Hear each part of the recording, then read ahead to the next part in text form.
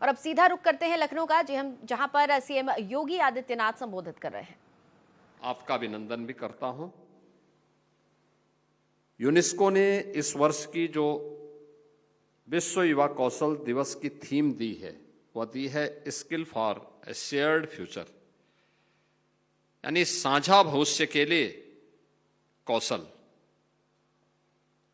मित्रों, हम सबको याद रखना होगा कि भविष्य तभी साझा होता है जब अवसर साझा होते हैं,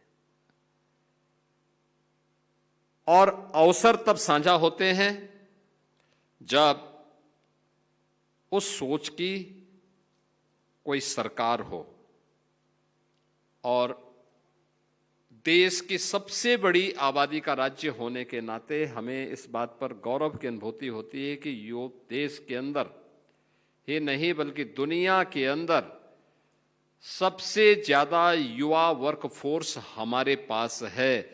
और इस युवा फोर्स को अगर कोई मुझसे कहता है ये आपके लिए क्या चैलेंज नहीं है, मैं कहता हूं नहीं, यूपी की ये उपलब्धि है कि अपनी युवा शक्ति के बल पर ये हमारी डेमोग्राफिक डिविडेंड के रूप में हम इसका उपयोग करते हैं।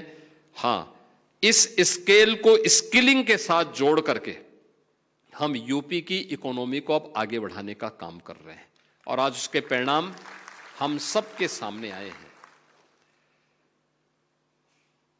मैं आभारी हूं आज के दिन पर प्रधानमंत्री मोदी जी का, जिन्होंने देश के अंदर पहली बार 2014 में आने के बाद स्किल डेवलपमेंट का एक मंत्रालय गठित किया और राज्यों को भी स्किल डेवलपमेंट के लिए प्रेरित किया।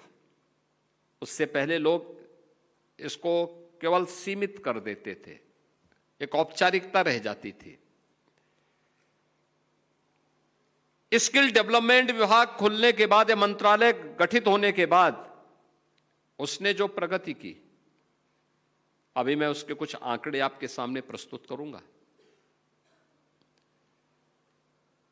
एक, जो मैंने कहा कि साझा भविष्य तब होता है जब उस प्रकार की सरकार भी होती है, उस सोच की सरकार होती है।